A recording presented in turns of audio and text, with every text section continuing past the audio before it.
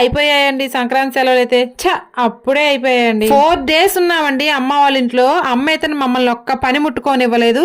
అయినా కానీ ఒక్క నిమిషం ఖాళీగా లేమండి మేము. చెప్పుకుంటే సిగ్గుచేటండి. చూసారు కదా అమ్మ మేము వెళ్తుంటే కళ్ళమని నీళ్లు కూడా పెట్టుకుంటుంది. మా పిల్లలు మా అంత అయినా కానీ మా అమ్మ వాళ్ళకి మేము ఎప్పుడూ చిన్నపిల్లలమేనండి. చూసారుగా ఎలా సర్ది హడావుడిగా పంపించేస్తున్నారు. నేనైతే డ్రైవింగ్ సీట్ లో కూర్చొని డ్రైవ్ చేస్తూ వచ్చాను. వాళ్ళందరూ ప్రాణాలు గుప్పెట్లో పెట్టుకొని గోవిందా గోవిందా అనుకుంటూ బయలుదేరాం. అలానే మా పిన్ని బాబాయికి కూడా చెప్దామని చెప్పేసి పిన్ని వాళ్ళ ఇంటికి కూడా వెళ్ళాము.